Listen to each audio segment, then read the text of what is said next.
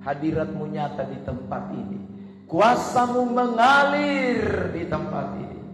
Kami percaya Tuhan, oleh puji-pujian kami sudah dikuatkan, oleh puji-pujian kami disegarkan, dan kami akan masuk lebih jauh dalam hadirat Allah untuk mendengarkan firman-Mu.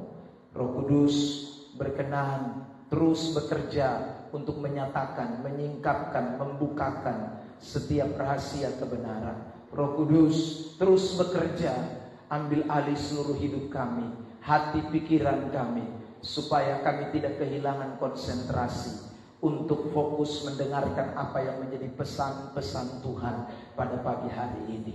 Ini hidup kami Tuhan, berkati kami dengan berkat-berkat rohani ini. Firman-Mu ini Tuhan, kami telah siap untuk mendengar.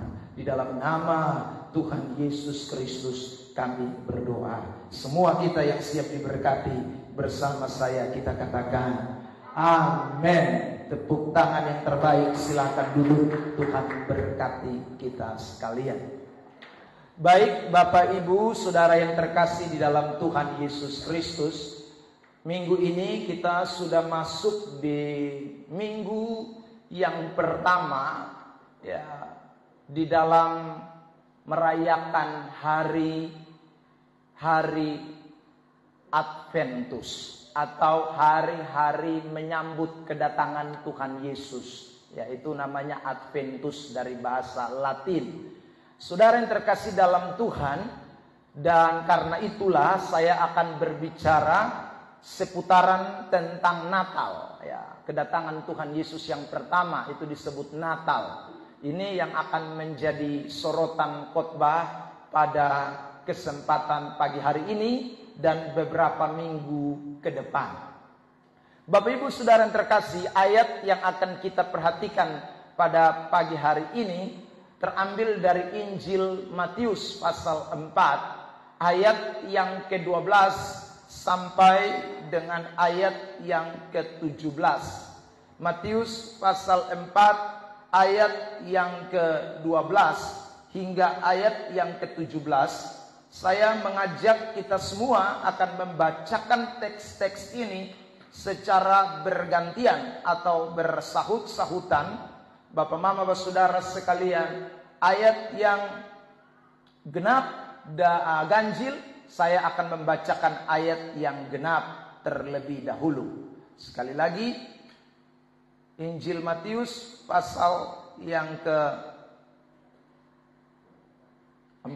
ayat 12 sampai dengan ayat yang ke-17. Tetapi waktu Yesus mendengar bahwa Yohanes telah ditangkap, menyingkirlah ia ke Galilea.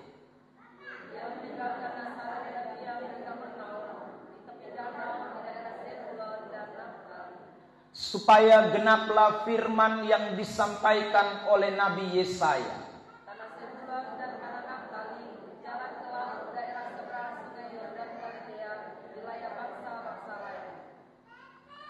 Bangsa yang diam dalam kegelapan telah melihat terang yang besar, dan bagi mereka yang diam di negeri yang dinaungi maut telah terbit terang.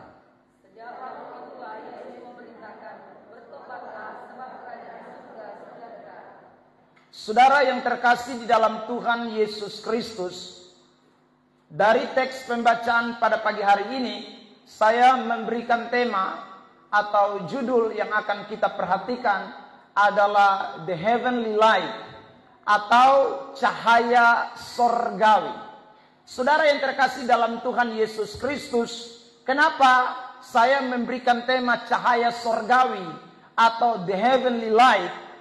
Mari kita lihat di ayat yang ke-16 dari Matius pasal 4. Di sana dikatakan begini, bangsa yang diam dalam kegelapan telah melihat terang yang besar, dan bagi mereka yang diam di negeri yang dinaungi maut telah terbit terang.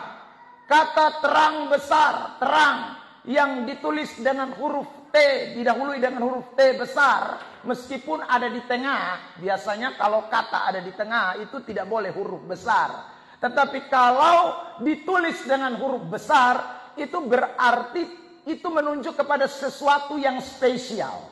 Itu menunjuk kepada sesuatu yang bisa dikatakan nama tempat atau nama orang atau nama suatu daerah baru bisa ditulis dengan huruf besar. Itu adalah rumusnya. Tetapi saudara, kita lihat jelas di dalam kalimat ini, terang ini bukan nama tempat. Terang ini juga, saudara terkasih dalam Tuhan, tidak bisa diartikan sebagai suatu daerah tertentu. Tetapi kenapa ditulis dengan huruf besar? Ini tentu menunjuk kepada ada sesuatu di balik daripada kata terang tersebut. Terang yang besar, terang yang terbit, saudara, itu bukanlah terang sembarang terang. Itu di dalam bahasa Yunaninya ditulis dengan kata pos, yang diterjemahkan dengan a heavenly light, suatu cahaya sorgawi, suatu terang sorga, sumber terang. Saudara yang terkasih dalam Tuhan. Nah, siapakah sumber terang yang dimaksud? Ini tidak lain bicara tentang saudara Yesus Kristus Tuhan, yang merupakan cahaya sorga itu, yang telah datang ke dalam dunia ini sebagai cahaya yang berkualitas, sebagai terang yang luar biasa, sebagai terang yang tak dapat ditandingi, sebagai terang yang memiliki nilai yang dahsyat. Saudara, itulah cahaya sorgawi itu, atau Yesus Kristus Tuhan. Makanya saudara yang terkasih dalam Tuhan, Natal identik dengan terang, Natal identik dengan cahaya, Natal identik dengan sinar. Karena memang bicara soal kedatangan Yesus Kristus, itu bicara soal terang yang datang ke dalam dunia. Bicara soal Yesus Kristus, itu bicara soal sinar sorgawi, cahaya sorgawi yang memiliki kualitas tak tertandingi, yang memiliki, saudaraku, nilai tak tertandingi. Itulah cahaya sorgawi atau terang Yesus Kristus itu. Nah, saudara yang terkasih di dalam Tuhan, kenapa kok harus cahaya sorgawi? Pertanyaannya, saudara, karena kalau cahaya dunia ini itu terbatas, kualitasnya terbatas, nilainya juga terbatas, bisa pudar dimakan oleh waktu. Itu cahaya dunia, saudara yang terkasih dalam Tuhan. Contoh, kita punya lampu, saudara, dia tidak bisa menyala sepanjang masa, ya. Ada masa tertentu di mana dia akan melewati masa expire-nya dan kemudian dengan otomatis dia putus, saudara. Atau tidak, belum sampai kepada masanya pun dia bisa putus karena berbagai hal, misalnya korsleting, atau saudara kemudian ada petir yang menyambar, atau anak-anak main tiba-tiba tangan tusuk naik di balon dengan kayu, putus, ya selesai sudah, dia habis, saudara, terangnya tidak bisa bercahaya lagi. Cahayanya pasti pudar, cahayanya pasti redup. Nah, itu tidak mungkin bisa menerangi dunia. Nah, kalau menerangi dunia saja tidak mungkin, apalagi menerangi, saudara, manusia yang sedang ada di dalam kegelapan dosa, manusia yang sedang ada di dalam kegelapan maut, ada dalam kejahatan. Itu adalah sesuatu yang impossible. Terang dari dunia ini bisa membuat sehingga kegelapan itu sirna. Itu tidak mungkin. Makanya terang itu harus datang. Harus ada satu cahaya yang tidak boleh tertandingi oleh siapapun. Harus ada satu sinar yang nilainya adalah nilai kualitas tinggi. Harus ada sebuah cahaya. Dan cahaya itu tidak bisa muncul dari dunia. Dia mesti datang dari sorga. Dan cahaya itu adalah Yesus Kristus Tuhan. Ada amin? Karena itu bersyukurlah, saudara yang terkasih dalam Tuhan. Cahaya sorgawi itu dinyatakan kepada kita yang percaya kepadanya. Bersyukurlah karena saudara dan saya kita menerima cahaya sorgawi itu. Bersyukurlah karena cahaya sorgawi itu sudah menyinari kita, sehingga kita tidak ada diam lagi dalam kegelapan, sehingga kita tidak lagi dikuasai oleh dosa, sehingga kita tidak lagi dikuasai oleh kegelapan dunia, karena ada cahaya sorgawi yang menerangi hidup kita sekalian. Nah, kalau itu cahaya sudah memancar dalam hidup kita, maka tugas kita adalah kita harus memancarkan cahaya sorga itu di tengah-tengah dunia yang ada di dalam kegelapan. Itu tugas kita, saudara. Karena Tuhan menyinari kita, Tuhan membuat kita terang, Tuhan membuat kita keluar dari kegelapan. Tuhan memberikan nilai surgawi itu lewat cahayanya. Bukan supaya kita ini hanya sekedar terlepas. Bukan hanya supaya kita ini tidak lagi dikuasai dosa. Bukan supaya kita ini, saudara, tidak lagi hidup di dalam kejahatan dunia. Tapi lebih daripada itu, Dia menghendaki supaya saudara dan saya memancarkan cahaya sorga itu di tengah-tengah dunia ini. Ada amin? Mari kita lihat dua teks berikut ini. Yohanes 8 ayat 12. Bersama jemaat kita membaca teks ini. 1, 2, 3. Maka Yesus berkata pula kepada orang banyak. Katanya, akulah terang dunia. Barang siapa mengikut aku, ia tidak akan berjalan dalam kegelapan. Melainkan ia akan mempunyai terang hidup. Yesus berkata dengan jelas, akulah terang dunia. Akulah cahaya sorga yang menerangi dunia. Kalau siapa ikut aku, siapa percaya kepadaku, dia tidak akan berjalan dalam kegelapan. Melainkan dia akan mempunyai terang hidup. 12 ayat 36. 1, 2, 3. Percayalah kepada terang itu. Selama terang itu ada padamu. Supaya kamu menjadi. Perhatikan itu. Jadi supaya kamu menjadi anak-anak terang. Lalu 1, 2, 3. Sesudah berkata demikian, Yesus pergi bersembunyi dari antara mereka. Percayalah kepada terang.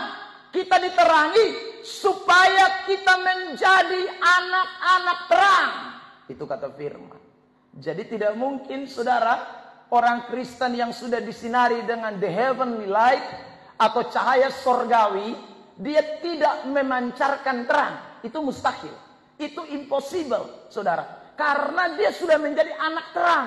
Yang namanya anak terang, pasti dia akan memancarkan terang itu di tengah-tengah dunia ini. Itulah sebabnya anak-anak Tuhan, kita semua, Alkitab berkata di dalam Injil Matius pasal yang ke-5 ayat yang ke-14, 15 dan 16. Begini firman Tuhan, tampilkan.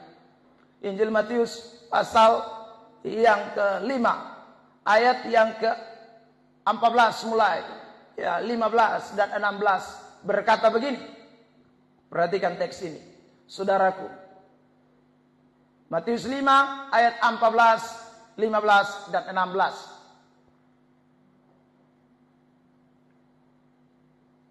Kamu adalah terang dunia. Kota yang terletak di atas gunung tidak mungkin tersembunyi. Jadi saudara, mana ada terang yang bisa disembunyikan? Itu tidak ada. Kamu orang percaya, orang-orang yang sudah terima terang. Kita itu seperti kota yang terletak di atas gunung. Tidak bisa tersembunyi. Ayat 15 Matius pasal 5. Lagi pula orang tidak menyalakan pelita lalu meletakkannya di bawah gantang, melainkan di atas kaki dia, sehingga menerangi semua orang yang di dalam rumah itu. Tidak ada orang kas menyala lampu atau pelita. Habis itu dia tutup itu pelita, dia tutup itu lampu dengan, saudaraku, canting beras, ya. Itu yang namanya gantang, itu alat pengukur beras. Alat pengukur gandum pada masa itu orang pakai gantang, ya saudara. Nah, tidak ada orang kasih nyala lampu, habis dia tutup dengan gantang, atau dia tutup, bahasa orang Kupang bilang canting itu, dia tutup dengan pengukur beras itu, dia pakai, saudaraku, gayung tutup. Tidak ada, saudara. Itu pasti akan ditaruh di atas kaki dia supaya dapat menerangi semua orang di dalam rumah itu. Lebih sederhananya begini, tidak ada terang yang bisa tersembunyi. Tidak ada terang yang ditaruh di tempat yang tersembunyi. Terang itu pasti selalu kelihatan. Terang itu pasti memancar. Terang itu pasti akan bersinar. Apalagi terang yang saudara dan saya miliki bukan dari dunia ini. Terang yang saudara dan saya miliki bukan bersumber dari dunia ini, bukan kualitas rendahan, tapi terang yang diberikan kepada kita adalah terang surgawi, cahaya surgawi, cahaya yang tidak dapat dikalahkan oleh apa kegelapan manapun di tengah-tengah dunia. Itulah yang menerangi hidup kita semua orang-orang percaya. Kembali ke slide kita. Saudara yang terkasih dalam Tuhan Yesus Kristus. Makanya ini ayat bilang, Kita semua menjadi anak-anak terang. Kita semua menjadi anak-anak terang. Hari ini kita akan belajar apa saja ciri-ciri the heavenly light. Kita akan belajar dari Yesus, saudara. Karena Yesus adalah the heavenly light. Yang ini yang dia sinarkan kepada kita. Nah, kalau yang dia sinarkan kepada kita ini the heavenly light, maka ciri-ciri the heavenly light atau cahaya sorga itu juga harus menjadi ciri kita sekalian. Nah, pagi hari ini kita akan memperhatikan satu persatu. Yang pertama, cahaya sorgawi tidak bisa dipadamkan kesulitan atau masalah. Cahaya sorgawi itu tidak bisa dipadamkan oleh kesulitan atau masalah. Saudara terkasih dalam Tuhan, orang Kristen ini ada dua tipe. Tipe yang pertama seperti ini. Waktu datang kesulitan, waktu datang masalah, dia lari. Nah, itu bukan the heavenly light. Itu bukan cahaya sorgawi, itu bukan anak-anak terang. Yesus tidak pernah ketika menghadapi kesulitan atau menghadapi masalah, dia kabur. Tidak ada. Saudara terkasih dalam Tuhan. The heavenly light, cahaya sorga, itu ketika menghadapi masalah, dia lompat melewati masalah. Dia melalui masalah itu. Dia lari menghadapi masalah itu. Dia menyeberangi masalah itu. Itulah cahaya sorgawi. Beri tepuk tangan terbaik buat Tuhan Yesus Kristus. Saudara, itu yang Yesus lakukan. Mari sekarang kita lihat ayatnya dalam Matius 4 ayat 12. Jemaat, kita baca bersama-sama ini teks. 1, 2, 3. Tetapi waktu Yesus mendengar bahwa Yohanes telah ditangkap, menyingkirlah ia kemana? Ke Galilea. Yohanes telah ditangkap, lalu Yesus menyingkir ke Galilea. Bapak mama saudara yang terkasih dalam Tuhan, dia menyingkir ke Galilea itu bukan lari pi sembunyi. Dia menyingkir ke Galilea itu bukan karena dia takut Yohanes sudah ditangkap dan akan segera dipenggal kepalanya oleh Herodes Antipas pada waktu itu. Dia bukan lari ke Galilea karena saudara mau cari aman. Dia bukan lari ke Galilea untuk menghindari kesulitan. Itu bukan cahaya sorga kalau Yesus lari. Tetapi saudara lihat ayat yang ke-13 mengatakan begini, 13 dan 15. 1, 2, 3. Ia meninggalkan Nazaret dan diam di Kapernaum, di tepi danau, di daerah Zebulon dan Naftali. Saudara yang terkasih dalam Tuhan, kalau kita mempelajari tentang daerah Nazaret, Nazaret itu adalah sebuah kampung kecil. Nazaret itu adalah suatu desa kecil, saudara. Desa yang saudara yang terkasih dalam Tuhan tidak memiliki bobot apapun. Sehingga ada orang bilang begini, adakah yang baik bisa datang dari Nazaret? Karena Nazaret ini suatu tempat yang memang tidak bisa diharapkan. Saudara yang terkasih dalam Tuhan, nah Yesus punya rumah di Nazaret. Yesus tinggal di Nazaret.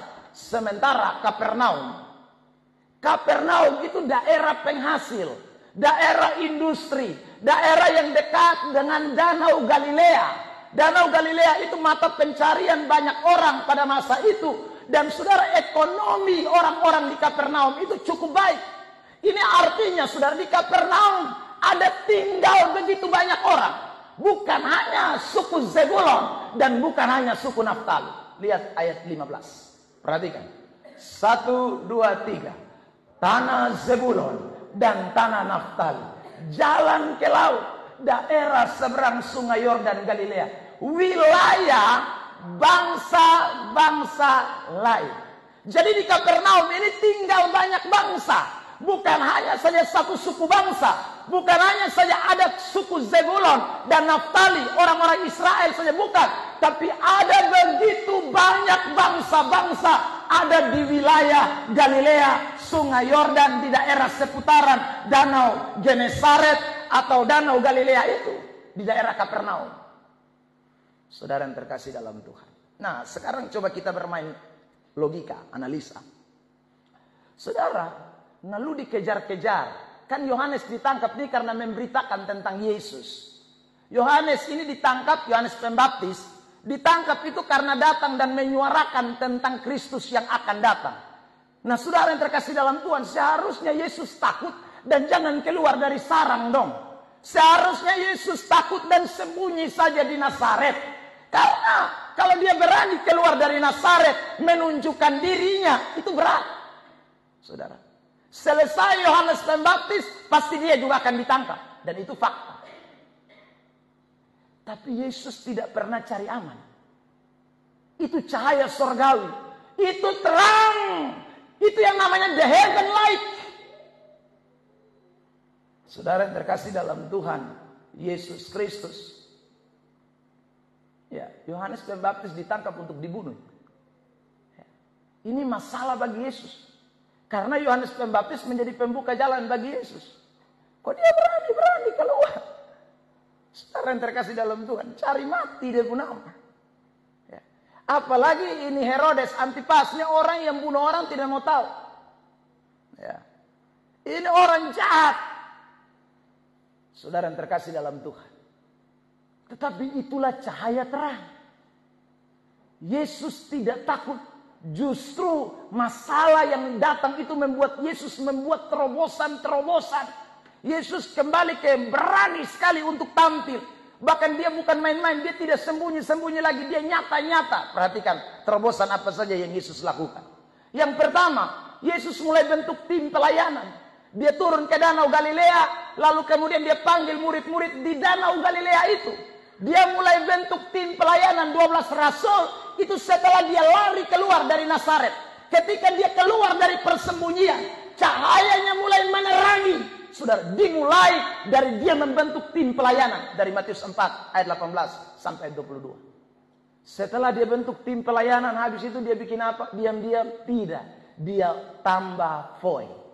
Saudara lihat, saudara terkasih dalam Tuhan, dia mulai mengajar dari satu rumah ibadat ke rumah ibadat yang lain. Dia keluar masuk sinagog dan dia melakukan banyak mujizat. Usir setan-setan, sembuhkan orang sakit dan berbagai macam hal dia kerjakan. Matius 4 ayat 23 sampai ayat 25. Saudara, akibat dari semuanya ini, akibat dari dia tidak mau tutup-tutup, dia saudaraku memancarkan cahaya surgawi itu.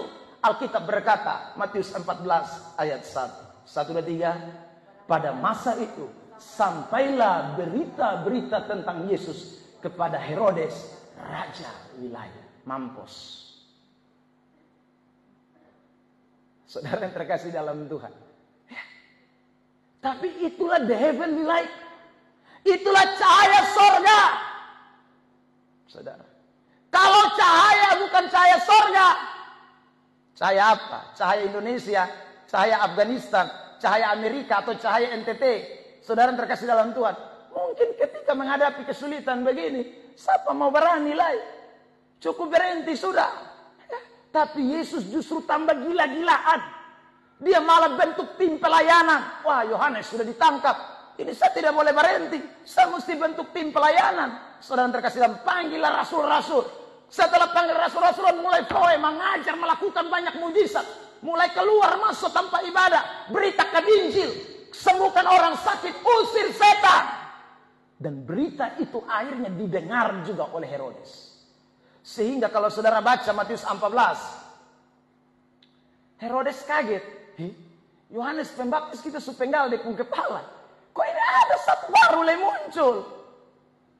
Saudara yang terkasih dalam, mereka pikir Yohanes Pembaptis bangkit. Mereka pikir Yohanes Pembaptis yang sudah dipenggal kepalanya itu, saudara yang terkasih dalam, bangkit lagi. Saudara yang terkasih, mereka tidak tahu kalau ini bukan Yohanes Pembaptis, tapi lebih hebat dari Yohanes Pembaptis. Dia the heaven light, dia cahaya surgawi yang datang ke dalam dunia ini, dan tidak ada kegelapan yang bisa bertahan karena terang ini. Itu luar biasa. Saudara yang terkasih dalam Tuhan, waktu saya baca ini teks firman Tuhan, saya mau aplikasikan di dalam hidup kita sekalian yang katanya terima terang dari Kristus. Kita semua yang katanya terima terang dari cahaya surgawi itu. Saudara, yang disebut tadi dalam Alkitab anak-anak terang. Beranikah kita juga melakukan terobosan di tengah masalah dan tantangan? Beranikah kita keluar, saudara, seperti Yesus Kristus yang tidak mau terkurung meskipun Yohanes Pembaptis sudah ditangkap? Masalah tentang bagaimana pemberitaan Injil sedang gencar-gencarnya, saudaraku, dimusuhi oleh banyak orang, termasuk Herodes. Tetapi justru Yesus tidak mau tahu. Dia tambah gila-gilaan, berani tampil untuk menyuarakan tentang kerajaan Allah. Beritakan tentang pertobatan. Dia tidak takut dengan tantangan. Dia tidak takut dengan masalah. Dia tidak takut dengan hadangan Herodes. Dia tidak takut. Saudara, itulah yang namanya cahaya surgawi. Dan ini mesti jadi ciri kita semua anak-anak Tuhan. Ya. Jadi tidak ada the heavenly light waktu cahaya surga itu menerangi kita. Ada masalah. Ini minggu beta son pi gereja, tahan dulu. Itu bukan the heavenly light. Tuhan tidak suruh lu sembunyi. Saudara terkasih dalam Tuhan. Ini masalah terlalu berat, tantangan terlalu berat. Kotong pindah pi mana Yang sebenarnya son ada tantangan supaya kotong hidup enak. Ya sudah terkasih dalam Tuhan. Tidak akan pernah. Justru the heavenly light itu melewati tantangan. The heavenly light keluar dengan berani menghadapi masalah, menghadapi persoalan, menerobos tantangan. Itulah the heavenly light. Jadi harus jadi bagian kita semua. Kita rayakan Natal tiap tahun. Ya. Jadilah the heavenly light. Menerobos tantangan. Saudara terkasih dalam Tuhan. Itu sinar yang saudara dan saya miliki. Kita bukan pakai sinar ece-ece. Ya. Saya sudah dibilang kita dapat cahaya kualitas tinggi. Kita dapat cahaya surgawi. Aduh. Saudara. Nah kalau cahaya surgawi, mental kita mental kerupuk. Cahaya surgawi, mental kita mental pecundang. Cahaya surgawi, mental kita mental penakut. Itu tidak cocok. Saudara terkasih dalam Tuhan. Tidak cocok.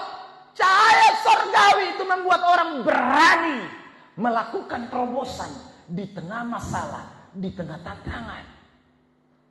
Itu cahaya surgawi. Siapa yang bilang orang hidup ini bisa hadapi masalah? Saudara yang terkasih dalam Tuhan. Masalah itu pasti akan datang. Tantangan itu pasti akan datang. Kesulitan itu pasti akan datang. Selagi potong hidup di ini kolong langit ini kan, masalah sontau habis-habis. Tantangan sontau habis-habis. Bapak mama, saudara terkasih oleh Tuhan. Nah, tapi ingatlah kita ini punya cahaya surgawi. Kita ini memiliki the heavenly light itu. Yang tidak bisa disembunyikan. Pasti akan muncul di permukaan. Pasti akan keluar dari sarang. Pasti akan berani tampil. Itu orang yang memiliki the heavenly light. Saudara yang terkasih dalam Tuhan. Dan kita tidak menemukan jawaban di dalam teks ini. Atau di dalam teks-teks yang lain. Yesus kemudian kumpulkan murid-murid. Lalu kemudian mari kita doa puasa. Supaya Yohanes Pembaptis tidak dipenggal kepalanya. Herodes mati cepat. Sudah. Atau Herodes kena kutuk. Tidak pernah. Karena itu bukan, saudara yang terkasih dalam Tuhan, ciri anak Tuhan. Itu bukan ciri the heavenly light. Bikin apa urus masalah? Bahasa kerennya begitu. Bikin apa lu urus masalah? Urus pelayanan. Urus, saudara yang terkasih dalam Tuhan, jiwa-jiwa. Urus yang lainnya. Tak usah urus Herodes. Saudara yang terkasih dalam Tuhan. Karena Herodes itu bukan urusan kita. Ya. Jadi Tuhan kasih cahaya terang supaya kita sekali lagi melakukan terobosan di tengah-tengah masalah, di tengah tantangan. Kita tidak tahu masuk tahun 2024 yang akan datang, masalah model apa yang akan datang lagi, tantangan yang seperti apa yang akan datang lagi. Tantangan ini kan macam-macam. Bisa datangnya dari luar karena bangsa dan negara kita. keadaan provinsi kita, keadaan daerah kita di seputaran kita, tapi juga bisa datang, saudara, dari dalam kehidupan keluarga kita. Bisa datang lebih parah lagi dari dalam diri kita sendiri. Yang kita tidak pernah tahu, hujan angin tidak pernah kasih kabar. Saudara terkasih dalam Tuhan, tiba-tiba itu masalah datang. Itu tantangan datang. Bisa berupa sakit penyakit, bisa berupa, saudara terkasih dalam Tuhan, keadaan yang mungkin ekonomi mulai menurun. Itu bisa saja terjadi dalam hidup manusia. Dan jangan heran kalau kita diizinkan Tuhan menghadapi itu. Tapi sebagai the heavenly light, sebagai orang-orang yang telah menerima cahaya sorgawi, jangan pernah berhenti untuk melakukan terobosan. Meskipun saudara dan saya diperhadapkan dengan sejumlah masalah dan tantangan yang berat. Karena kita tahu Allah turut bekerja untuk mendatangkan kebaikan bagi orang-orang yang mengasihi Dia. Beri tepuk tangan terbaik buat Tuhan Yesus. Jadi tidak boleh lalu Anda menyesal nanti. Ya saudara, Tuhan beta susah mau ikut Tuhan lah. Masalah terlalu banyak nih. Ya jangan. Itu bukan the heavenly light. The heavenly light akan terus melakukan terobosan di tengah-tengah tantangan. Yang kedua, ciri the heavenly light. Saudara yang terkasih dalam Tuhan Yesus Kristus. Yang kedua, cahaya surgawi itu tidak bisa redup karena kenikmatan. Nah, saudara, saya tadi bilang bahwa Yesus itu punya kampung namanya Nazaret. Tapi kenapa dia mesti tinggalkan Nazaret? Di Nazaret ada Yusuf, di Nazaret ada Maria. Di Nazaret dia pun kampung besar, orang Kupang bilang. Ya saudara, di Nazaret dia pun tanpa makan minum. Di Nazaret dia dapat kenyamanan kasih dari orang tua. Di Nazaret saudara dia punya kawan kerabat banyak. Ya. Di Nazaret ada keluarga besar yang bisa topang Yesus secara jasmani. Tapi kalau kita berkata dia meninggalkan Nazaret dan pergi ke Kapernaum, yang mana itu bukan daerah dia, otomatis kelusan ada. Apalagi itu daerah Zebulon, tanah Naftali, wilayah bangsa-bangsa lain. Saudara yang terkasih dalam Tuhan, Yesus rela tinggalkan kenyamanan Nazaret. Saudara yang terkasih dalam Tuhan, ya, dia rela tinggalkan kenyamanan. Demi apa? Demi kepentingan perluasan berita Injil. Demi kepentingan pelayanan. Dia meninggalkan orang tua, dia tinggalkan dia pun rumah, dia tinggalkan dia pun sana saudara, dia tinggalkan dia pun saudara kebiasaan tiap hari bantu ayah sebagai tukang kayu, dapat doi dari situ, dia tinggalkan demi satu kepentingan, pergi untuk beritakan Injil, demi pelayanan, demi kerajaan Allah. Itu ciri the heavenly light, itu ciri cahaya surgawi. Saudara yang terkasih dalam Tuhan, ya. Jadi kalau kita terima terang Tuhan, seharusnya itu tidak boleh membuat kita nyaman di tengah-tengah kenyamanan. Saya ulang, kalau saudara menerima terang Tuhan, itu berkat-berkat yang kita peroleh itu soalnya boleh bikin kita justru tambah tenang, diam, adem, nyaman, nikmati kenyamanan karena kita diberkati. Tidak boleh. Justru berkat-berkat itu harus dorong kita. Berkat-berkat itu mendesak kita. Berkat-berkat itu harus memacu kita untuk saudaraku keluar, untuk pergi, untuk menyatakan Kristus, untuk saudara beritakan Injil, untuk memperluas kerajaan Allah di muka bumi. Itu yang harusnya kita miliki sebagai anak-anak Tuhan. Saudara yang terkasih dalam Tuhan, ya, kalau tidak percuma. Semua kenyamanan kita ini, mau tidak mau suatu saat kita akan tinggalkan. Tapi karena kita tidak belajar tinggalkan dari sekarang untuk sebuah kepentingan kerajaan Allah, itu melekat di dalam hati kita. Waduh, itu bahaya sekali, Bapak Mama Saudara. Dia mencuri posisi Kristus di dalam hidup kita. Dan kita lupa apa fungsi kegunaan dari semua berkat-berkat yang Tuhan beri kepada kita. Coba saya tunjukkan beberapa ayat ini. Perhatikan, saudara. Markus 10, 28, 29 sampai 30. Ya, berkatalah Petrus kepada Yesus, kami ini telah meninggalkan segala sesuatu dan mengikuti Engkau. Ayat 29 jemaat 1, 2, 3.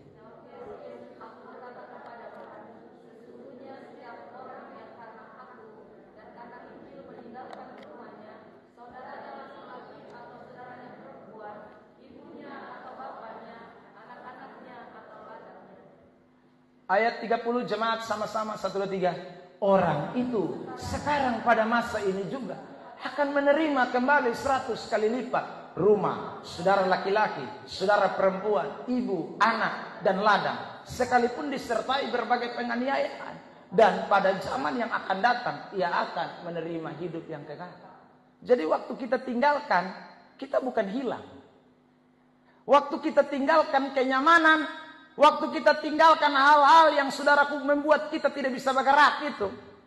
Maksudnya begini, kita pakai demi kepentingan kerajaan Allah, kita tidak pakai demi kepentingan pribadi kita, kita tidak pakai demi kepentingan kesenangan kita, tapi demi kepentingan pemberitaan Injil, demi kepentingan sorga.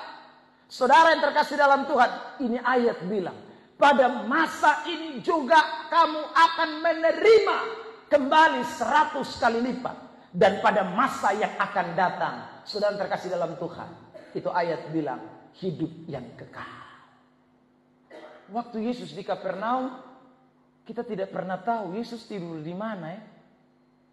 Saudara, Yesus makan apa ya?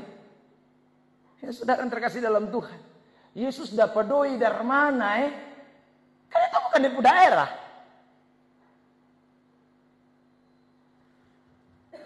Kita hanya baca di senang-senang. Yesus di bait Allah, Yesus sembuhkan orang sakit, Yesus dari satu tempat di tempat lain. Saudara terkasih dalam Tuhan, tapi Yesus dapat dari mana semua sokongan itu sampai dia bisa pelayanan kiri kanan? Dia tinggalkan dia rumah tangga, bapak mama, saudara. Dia kasih tinggal. Dan tidak ada ATM waktu itu. Saudara terkasih dalam Tuhan. Sehingga Mama Maria ingat Yusuf. Lalu kemudian Mama Maria bilang, tunggu Bapak Usu. Ingat Yesus. Lalu omong sama Usu. Tunggu kau tapi transfer kasih betong anak di Kapernaum dulu. Tidak ada saudara. Siapa transfer kasih dia? Tidak ada. Bahkan sejak itu kita tidak mendengar kabar lagi yang erat tentang Maria dengan Yusuf bersama dengan Yesus tidak lagi. Bahkan satu kali kelak waktu Maria dan Yusuf ketemu dia, saudara, dan Maria bicara sama dia, Yesus bilang begini, saudaraku yang ibuku itu mereka yang melakukan kebenaran. Seolah-olah bilang mama itu bukan lusa ya, tapi ada banyak mama di dunia. Semua orang yang lakukan kebenaran itu beku mama. Yesus bilang begitu. Jadi dia sudah menganggap keluarganya itu tidak terlalu bagian terpenting. Dia tidak mencintai keluarganya di atas segala-galanya. Tidak. Tuhan, saudara, dia sedang mencintai pekerjaannya di atas segala-galanya. Nah ini suatu teladan. Tapi saya ulang, Yesus tidak pernah keleleran. Ya saudara, Yesus tidak pernah kita temukan di dalam Alkitab bahwa kemudian dia minta-minta roti. Tidak ada. Minta-minta makan, tidak ada. Tidak pernah itu. Dan rujukan Lukas 18 ayat 1 mulai menyatakan. Mari kita lihat. Lukas 18 ayat 1. Tampilkan di SC Worship.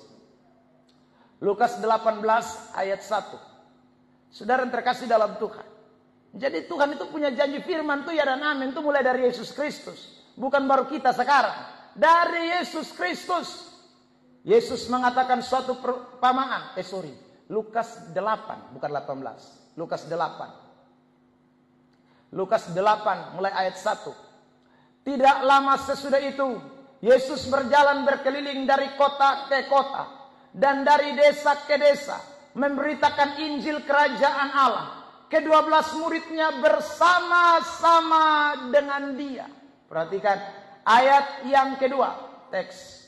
Dan juga beberapa orang perempuan yang telah disembuhkan dari roh-roh jahat atau berbagai penyakit, yaitu Maria yang disebut Magdalena, yang telah dibebaskan dari 7 roh jahat. Ayat 3. Yohana istri Kusa, bendahara Herodes, Susana, dan banyak perempuan lain.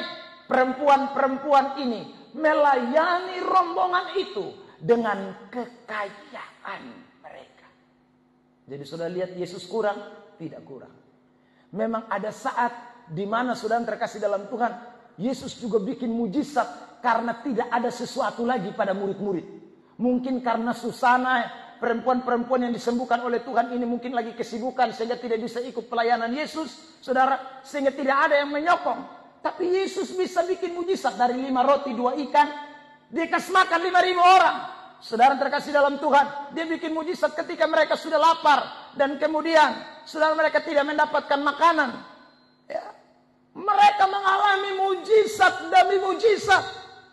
Saudara yang terkasih dalam Tuhan, Tuhan selalu punya cara ketika orang rela meninggalkan kenikmatan dunia, tidak genggam kenikmatan dunia, tapi pakai kenikmatan itu untuk memberitakan kerajaan Allah, menyatakan Kristus. Allah tidak pernah tinggal diam.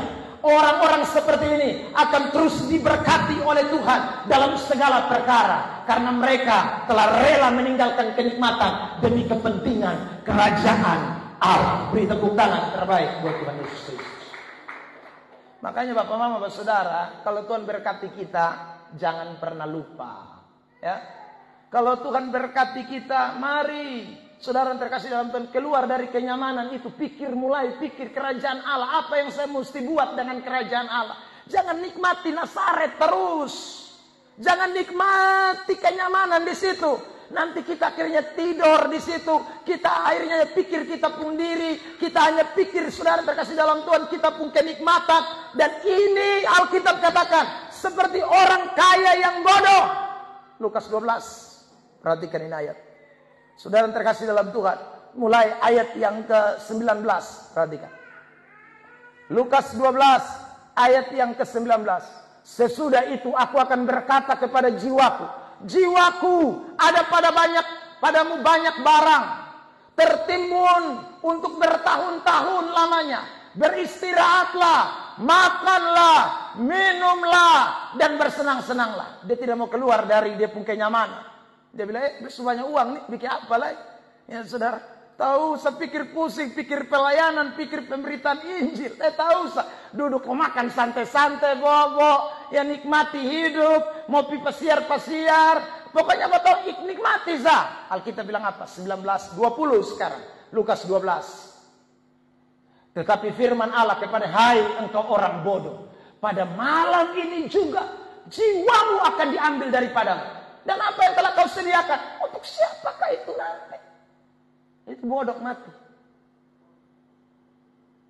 21. Lukas 12. Lukas 12, 21. Jemaat 1, 2, 3.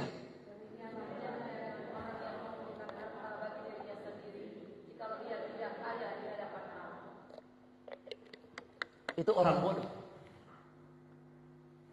Ada waktu Tuhan kasih tidak pakai pelayanan. Ada uang Tuhan kasih, tidak pakai pelayanan. Ada kekuatan Tuhan kasih, tidak pakai pelayanan.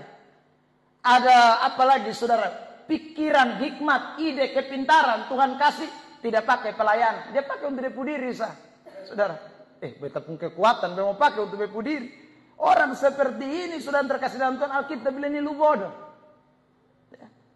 Karena sekali lagi, kalau engkau tidak kaya di dalam Tuhan, itu sia-sia semua yang kita capai di dalam dunia ini. Sia-sia. Makanya saudara, Yesus waktu datang dalam dunia dia tahu di waktu singkat. Hanya 33,5 tahun dia ada di muka bumi ini. Ya. Saudara yang terkasih dalam Tuhan, hanya 33,5 tahun. Dan dia tidak mau sia-siakan waktu 33,5 tahun itu. Dia mau pakai itu waktu yang ada untuk saudaraku keluar dari Nazaret, keluar dari kenyamanan, keluar dari saudaraku kurungan yang membuat dia tidak bisa bergerak.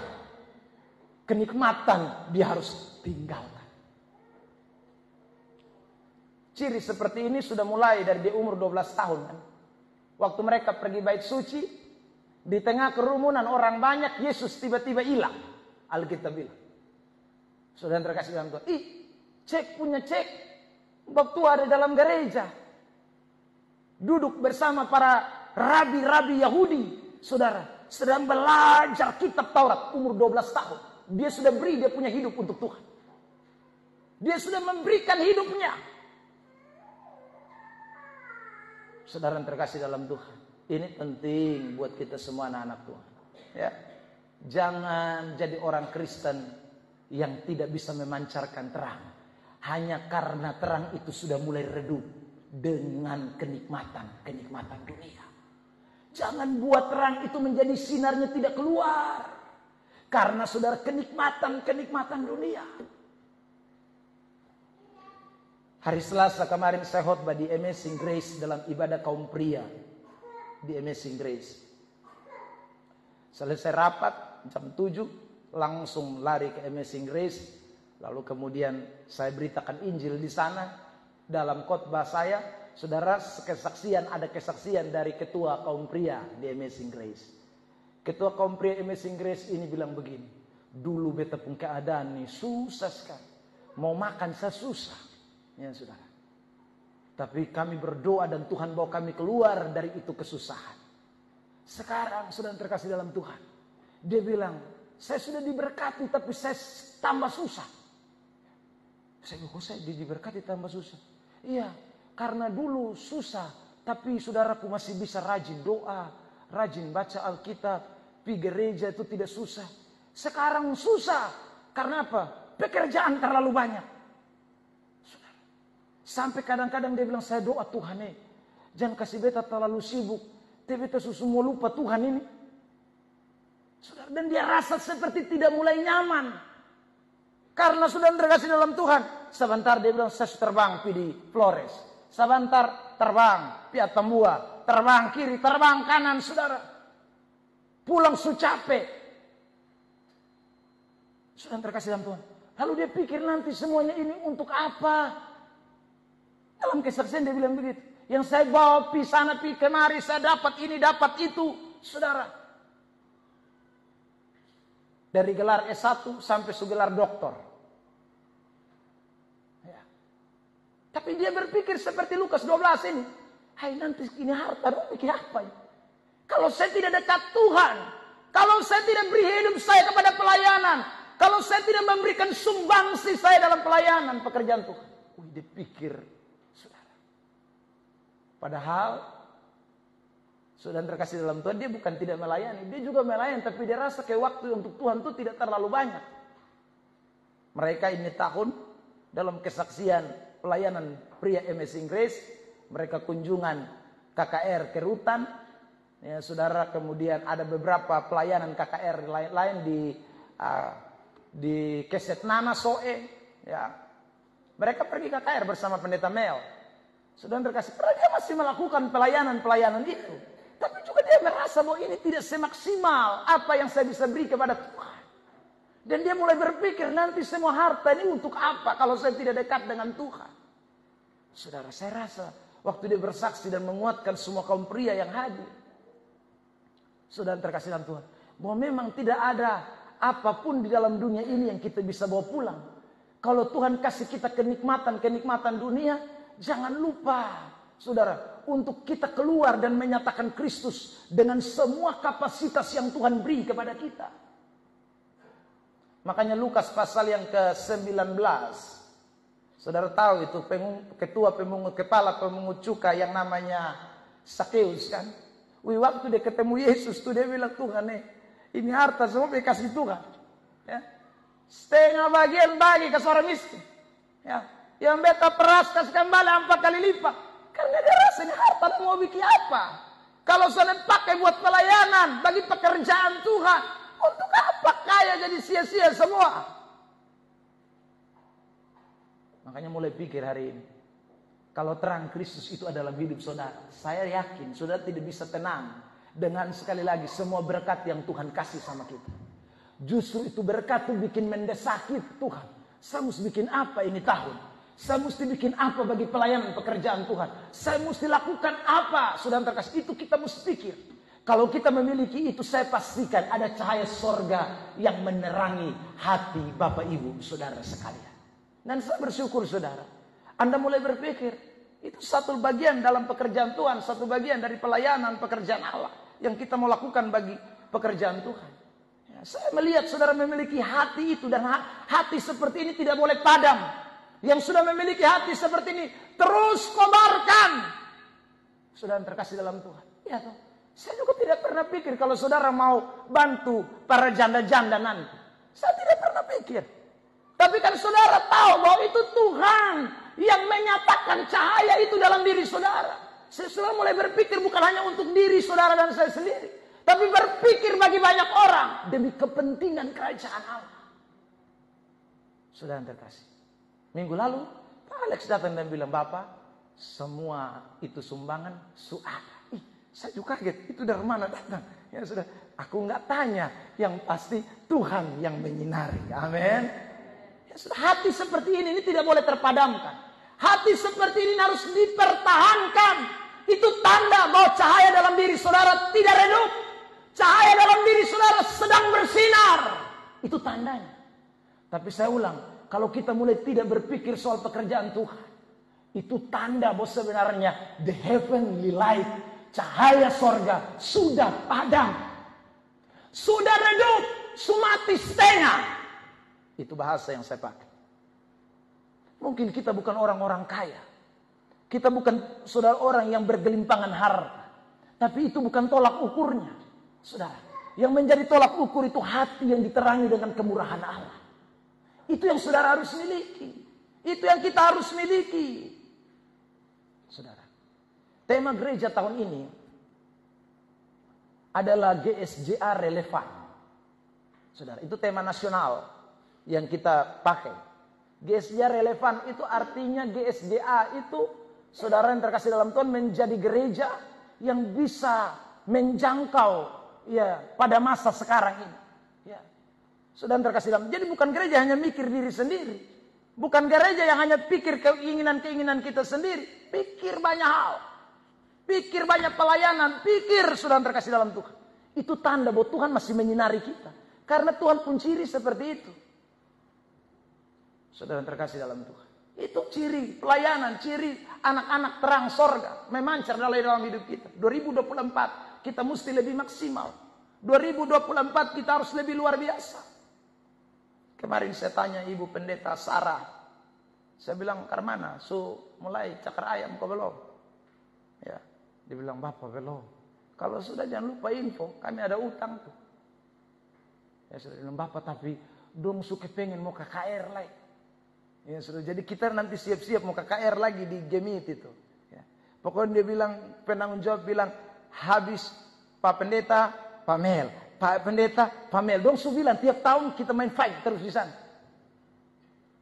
Itu berarti mereka rindu. Itu berarti saudara pelayanan kita pada masa kemarin di tahun 2023, ya berapa bulan yang lalu, itu tidak sia-sia. Memberi arti, membekas saudara terkasih dalam Tuhan. Dan itu yang kita mesti lakukan. Terus menerus ini cahaya sorga. Cahaya sorga mesti keluar. Cahaya sorga tidak boleh menyinari GSJA, glow of love. Tidak boleh. Harus menyinari seluruh tempat. Amin.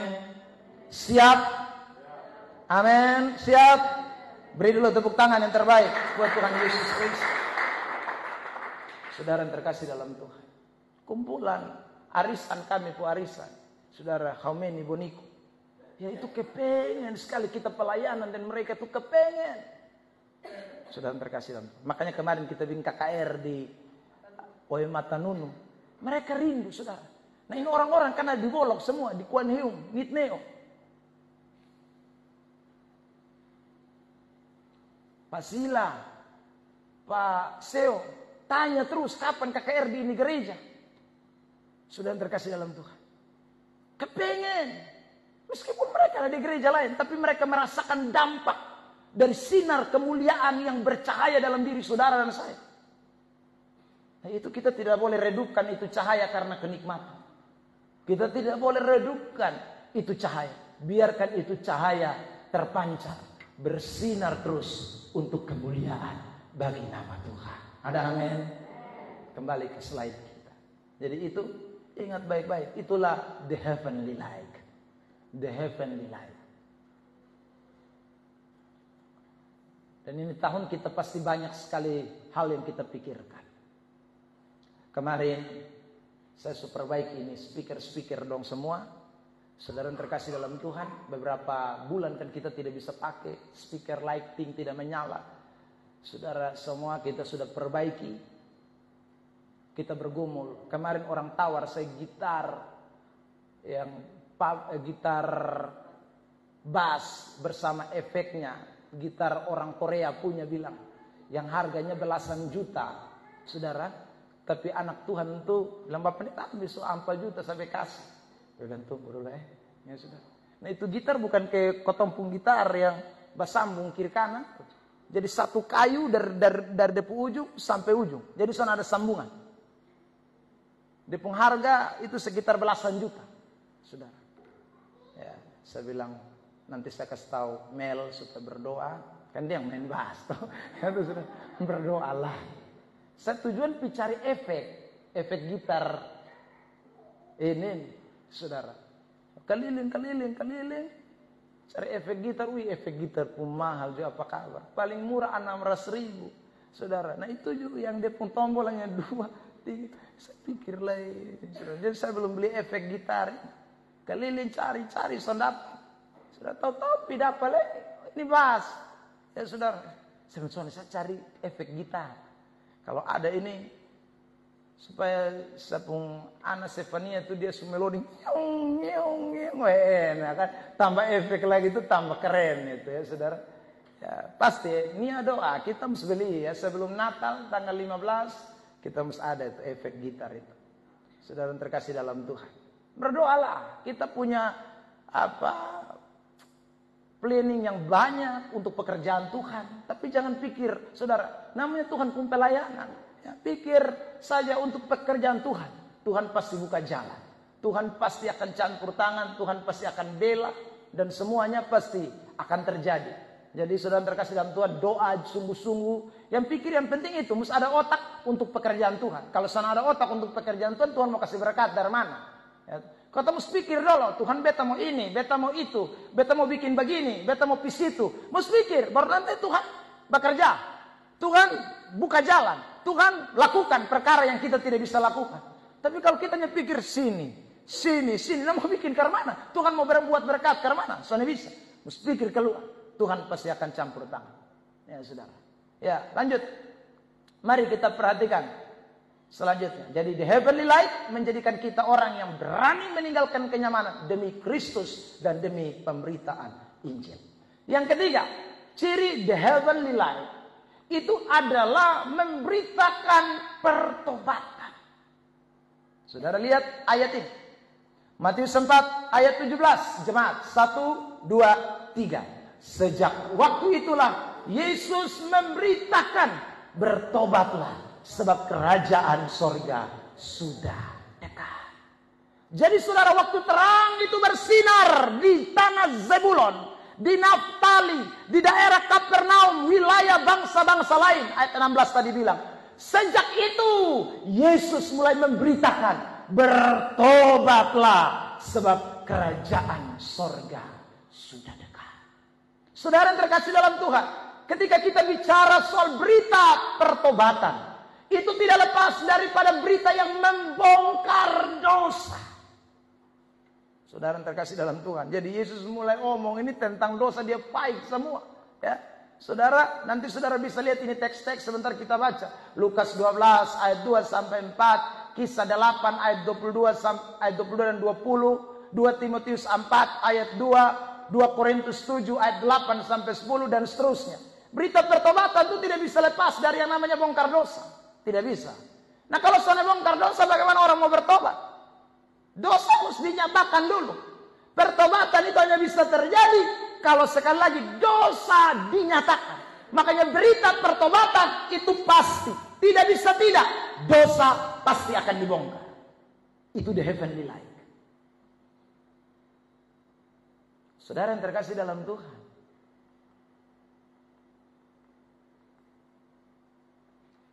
Karena itu saya kasih gambar ini. Kalau bongkar dosa, itu tidak bisa senyum-senyum. Bongkar dosa terus. Makanya saya bilang, Evelyn, jadi pendeta ya? Dia jawab, beta, bapak, beta sudah mau jadi pendeta. Tapi pendeta itu marah-marah terus tiap hari. Saudara, bagaimana tidak marah? Kalau bongkar dosa mesti marah. Sampai hari ini saya pun anak 3 saya ajak jadi pendeta, sana ada yang mau. Richard saya bujuk, saudara, semua tamatin. Sampai hari beliau tidak mau. Saudara, bongkar dosa itu pekerjaan berat. Kalau cuman berita-berita yang biasa, ya gampang saja. Tapi kalau memberitakan soal kejahatan, soal dosa, itu tidak menyenangkan. Risikonya berat. Saudara terkasih dalam Tuhan. Makanya terakhir Yohanes Pembaptis potong leher. Karena Yohanes Pembaptis juga sama, beritakan pertobatan. Dia marah. Herodes, kenapa sampai dia dipotong lehernya? Karena Herodes itu kawin dengan saudara istri. Dia marah. Herodes lu gila. Dia bantai Herodes. Herodes takut mau bunuh dia. Herodes takut.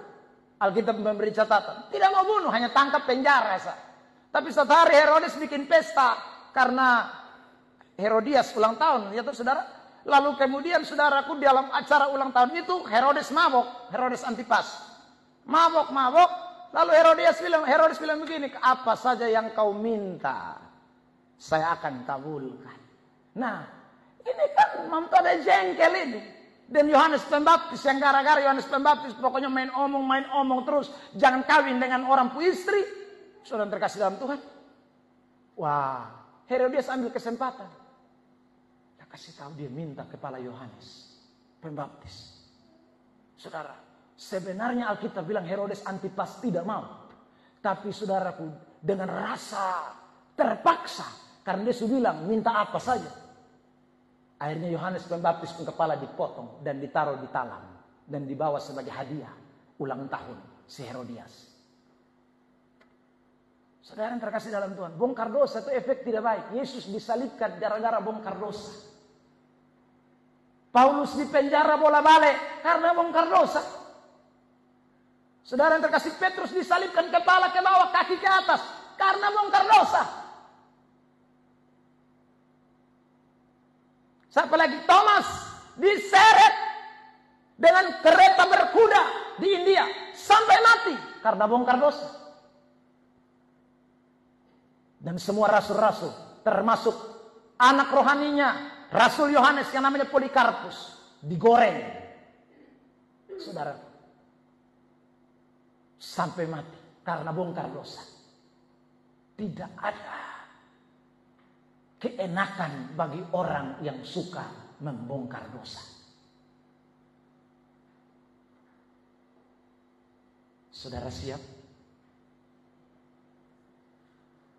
Itu berita pertobatan. Dan itu hanya bisa terjadi kalau the heavenly light, cahaya sorga menerangi kita. Kalau tidak ada cahaya sorga, kita mau kuat ke mana? Cari kerja, cari mati. Saudara terkasih dalam Tuhan. Tapi karena cahaya sorga itu membuat Yesus memberitakan berita pertobatan. Karena kita juga menerima cahaya yang sama, maka kita pun memberitakan berita pertobatan. Bongkar dosa. Lihat Lukas 19 ayat 2. Saya bacakan. Tidak ada sesuatu pun yang tertutup yang tidak akan dibuka. Dan tidak ada sesuatu pun yang tersembunyi yang tidak akan diketahui. Ayat 3. Karena itu apa yang kamu katakan dalam gelap akan kedengaran dalam terang. Dan apa yang kamu bisikkan ke telinga di dalam kamar akan diberitakan dari atas atap rumah. Sudah lihat itu? Jadi kalau orang Kristen hidup di dalam terang, tidak bisa sembunyi dosa, tidak bisa. Nanti akan terbongkar. Yang bersinah tutup rapat kemanapun terbongkar. Yang sembunyi dosa model apapun akan terbongkar.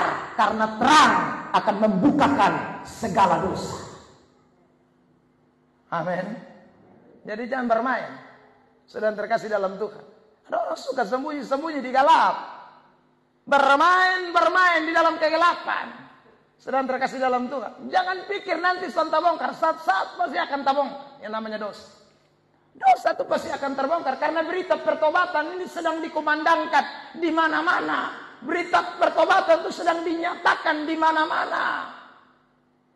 Makanya kalau saya khotbah, sedang terkasih dalam Tuhan, saya sudah dengar banyak. Orang suka bilang begini. Kok dia tahu? Kok dia tahu? Ya. Dong mulai curiga, ini satu yang omong, ini satu yang omong, ini satu yang omong. Tak usah curiga. Ayat ini bilang, yang gelap akan kedengaran. Amin. Kecuali saya bukan hamba Allah. Saya hamba Tuhan dan Tuhan pasti akan bongkarnya. Saudara terkasih dalam Tuhan. Jadi tidak ada yang bisa sembunyi-sembunyi. Dalam kekristenan terang itu nyata. Pendeta yang kelas saudara terkasih dalam Tuhan, yang hebat saja menyembunyikan dosa, Tuhan bongkarnya. Lo usah ngomong kita penggereja yang sekarang pindah, yang tidak mau diatur oleh BPD. Saudara terkasih dalam, itu kan begitu. Sembunyi rapat mau mati. Oh, tidak ada dosa bertahan. Saudara terkasih dalam Tuhan, Tuhan akan nyatakan. Firman omong bola balik, pikir orang lain. Terus omong bahkan lewat jemaat. Saudara terkasih dalam Tuhan. Dalam doa puasa, saudara terkasih, ya, ada itu gembala, ada semua pelayan-pelayan di altar, dan doa puasa, dan Tuhan singkapkan.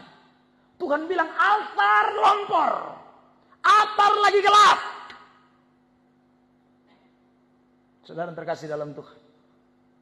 Itu Tuhan sudah bicara. Waktu orang bilang altar lompor, altar gelap, Bapak Pendeta bilang begini, oh itu singers dan pemain musik dong. Dong memang hidup tidak kudus. Padahal ini dia sendiri. Pelaku biang keroknya ini dia. Tuhan sudah nyatakan. Tapi dia sudah mau. Dia omong di orang lain. Buang di orang lain. Tuhan terus kejar pelan-pelan. Tuhan kejar pelan-pelan. Sudah terkasih. Tuhan panggil BPD, Togor. Hah, mana? Apa? Sorong dada. Lanjut Bapak. Dosa tidak bisa disembunyikan. Dosa pasti bongkar. Dan Tuhan bongkar. Tuhan nyatakan. Tuhan buktikan.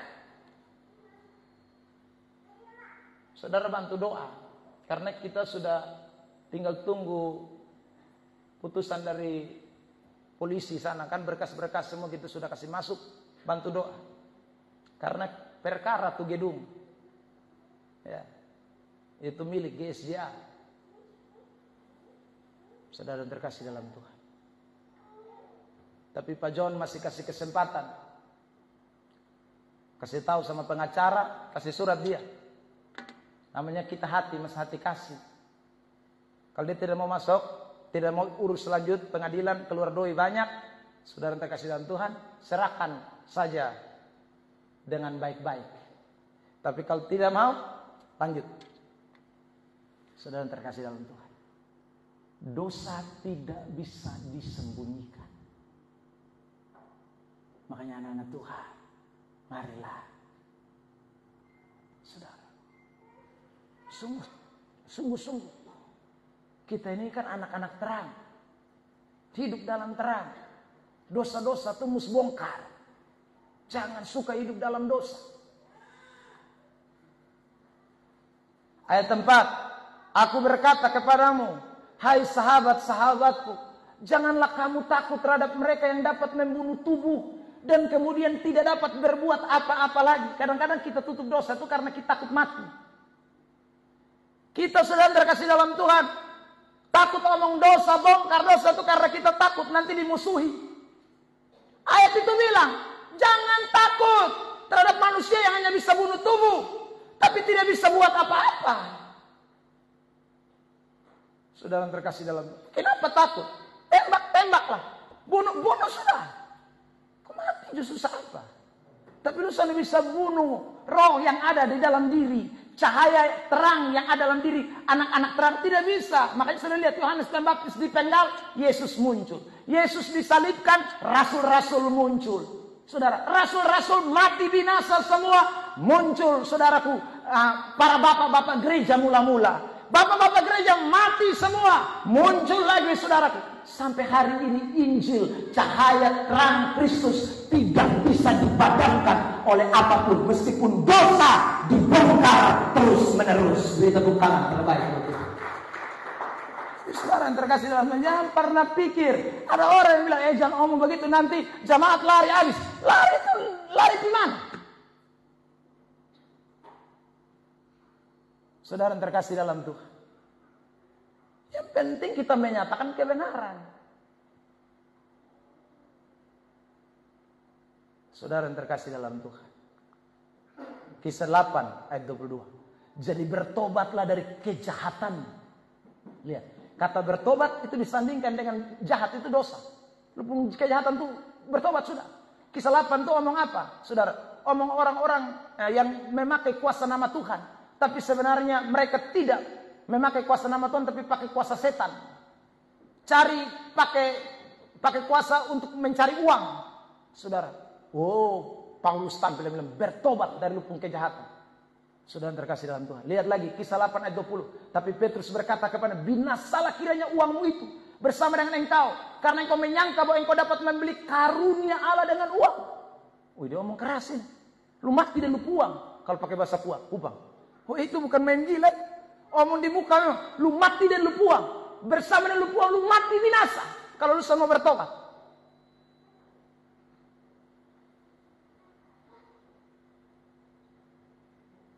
Kisah 8 ayat 20. Lihat lagi ini. 2 Timotius 4 ayat 2. Beritakanlah firman. Siap sedia baik atau tidak baik waktunya. Nyatakan apa yang salah. Tegur dan nasihati dengan segala kesabaran dan pengajaran. Di sana dikatakan, nasihatilah dengan segala kesabaran. Kesabaran itu bukan berarti suara noe nanau, bukan. Atau dosa kasih rem-rentan, bukan. Kesabaran itu artinya orang kepala batu. Tapi lu mesti terus omong. Tidak boleh berhenti. Lu omong sekali, dia lawan. Lu omong 2 kali, dia lawan. Tidak boleh berhenti. Fight terus. Itu sabar. Karena ada orang tidak sabar. Atau omong 1-2 kali, lu son dengar, biar suh. Sana boleh. Omong terus. Meskipun kita omong udah bilang, lu mulut babusa di situ. Mulut babusa terus. Pokoknya son mau sabar nah. Saudara son mau berhenti, sabar terus. Omong akan tidak akan berhenti. Saudara terkasih dalam Tuhan, nyatakan apa yang salah, tegur, nasihati. Itu tugasnya. 2 Korintus 7 ayat 8. Ini jemaat yang baik nih. Ini jemaat Korintus. Saudara. Jemaat Korintus ini jemaat yang baik. Paulus omong dong nih tinggal apa. Kalau saudara baca 1 Korintus pasal 1 mulai sampai pasal terakhir. Itu Paulus hanya omong dosa. Semua dosa Paulus omong habis. Ya saudara. Mau penyembahan berhala. Mau berzina. Mau saudara apalagi. Homoseks. Mau mencuri, membunuh, semua ada di jemaat Korintus. Tapi waktu Paulus omong mereka, Paulus beritakan Injil, perpecahan ada, iri hati ada, semua ada di ini jemaat. Tapi waktu Paulus bicara kepada mereka, saudara terkasih dalam Tuhan, dong memang pertama tuh hati kesakit. Tapi mereka pun hati sakit itu membawa mereka kepada pertobatan, bukan justru kepada ketidakpertobatan. 2 Korintus 7, lihat. Ayat 8, saya minta jemaat baca ini ayat bersama-sama. 1, 2, 3.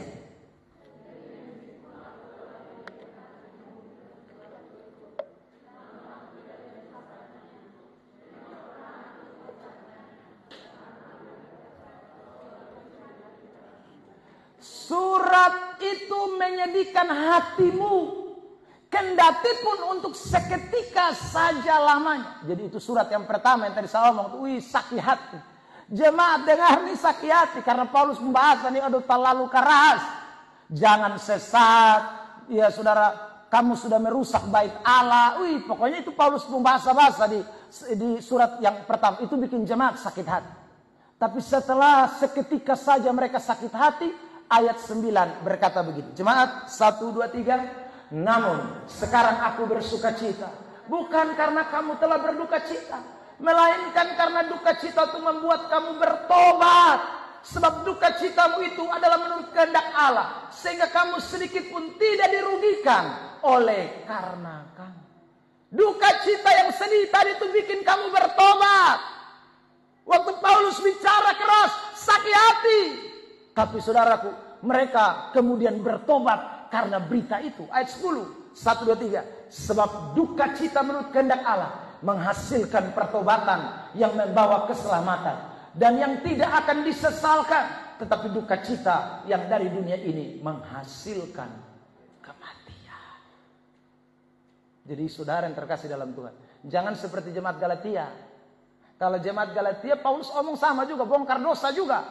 Ya, Galatia pasal yang kelima 19 sampai 21. Paulus bongkar, jangan mencuri, jangan berzina, jangan bercabul, jangan hawa nafsu, jangan pesta pora, jangan mabok. Saudara, waktu Paulus omong begitu, di pasal 6 mereka memusuhi Paulus. Kalau jemaat Korintus tidak, memang sakit hati, duka cita. Tapi saudaraku, setelah duka cita bertobat. Saudara mau pilih jemaat Galatia atau jemaat Korintus? Kalau jemaat Galatia memusuhi kebenaran, memusuhi. Tapi kalau jemaat Korintus, saudara dan saya tambah hari, tambah bertobat. Terima kasih Tuhan, karena Tuhan berkenan membongkar kejahatan saya. Terima kasih Tuhan, karena masih ada second time, waktu kedua buat saya, untuk saya boleh membenahi diri. Itulah sebabnya saudara yang terkasih dalam Tuhan, kita semua yang sudah terima heavenly life, itu kita tidak boleh lupakan. Nyatakanlah pertobatan itu di mana-mana. Saudara, jangan kompromi. Itu berita pertobatan. Selain berita pertobatan itu bicara soal dosa. Next. Klik. Ya, memberitakan pertobatan itu berarti mengecam dengan ancaman. Itu berita pertobatan. Jadi tidak bisa kalau tidak mengecam dan tidak ancam. Jadi dalam berita pertobatan itu pasti ada kecaman dan ancaman. Lihat, saya tunjukkan banyak teks ini. Ya, Wahyu 3 ayat 19, Wahyu 2 ayat 16, Wahyu 2 ayat 5, Matius 11 ayat 21, Lukas 13 ayat 3. Satu-satu, lihat.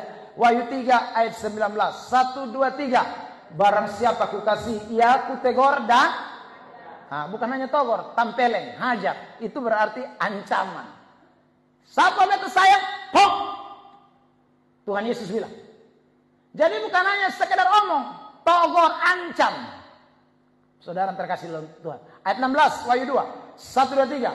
Sebab itu bertobatlah. Jika tidak demikian, aku akan segera datang kepadamu. Dan aku akan memerangi mereka dengan pedang yang di mulutku ini. Kalau kamu tidak bertobat, saya pakai pedang. Itu ancam itu. Saudara, memerangi kamu dengan pedang. Itu ancam. Lihat lagi. Wahyu 2 ayat 5. 1, 2, 3. Sebab itu ingatlah betapa dalamnya engkau telah jatuh. Bertobatlah dan lakukanlah lagi apa yang semula engkau lakukan. Jika tidak demikian, aku akan datang kepadamu dan aku akan mengambil kaki dianmu dari tempatmu. Jikalau engkau tidak bertobat. Kalau kamu tidak bertobat, sinar cahaya surga itu saya ambil kembali. Kamu tidak pantas menerangi. Saudara yang terkasih dalam Tuhan, itu ancam. Saudara yang terkasih dalam Tuhan, lihat lagi. Matius 11 ayat 21. 1, 2, 3. Celakalah engkau Korasin, celakalah engkau Betsaida, karena jika di Tirus dan di Sidon terjadi mujizat-mujizat yang telah terjadi di tengah-tengah kamu, sudah lama mereka bertobat dan berkabung. Jadi semua ini berita disertai ancaman dan kecaman. Jadi saudara yang terkasih dalam Tuhan, kalau mau beritakan berita pertobatan, ingat, bongkar dosa. Berita pertobatan itu harus dinyatakan dengan ancaman. Kalau tidak bertobat, masuk neraka. Itu pasti. Tidak bertobat, pedang datang, selesai. Tidak bertobat, ambil kaki dia. tidak bertobat celaka, celaka. Itu ayat bilang. Lukas 13 ayat 3. Tidak kataku kepadamu, tapi jikalau kamu tidak bertobat, kamu semua akan binasa atas cara yang demikian. The heavenly light menjadikan kita orang yang berani membongkar dosa dan menyatakan kebenaran tanpa kompromi. Saudara, masih ada 2 bagian lagi. Nanti kita sambung pada minggu yang akan datang. Ciri the heavenly light. Ya saudara, kalau kita betul-betul menjadi orang-orang yang memiliki terang sorga, ya, pasti kita akan seperti Yesus yang memancarkan terang sorga. 3 hal saya sudah sampaikan buat kita. Cahaya sorga itu tidak bisa dikurung dengan kesulitan dan masalah. Cahaya sorga itu tidak bisa dipadamkan dengan kenyamanan. Tidak bisa. Dan yang terakhir, cahaya sorga itu pasti memberitakan pertobatan yang sejati. Dan isi berita pertobatan itu pasti bongkar dosa, ancam, mengecam. Itu pasti adalah berita pertobatan. Keempat, nanti kita perhatikan dengan yang kelima pada pertemuan kita minggu yang akan datang. Tuhan Yesus memberkati kita sekalian. Saya undang pemain musik maju ke depan. Kita mau syukuri firman Allah.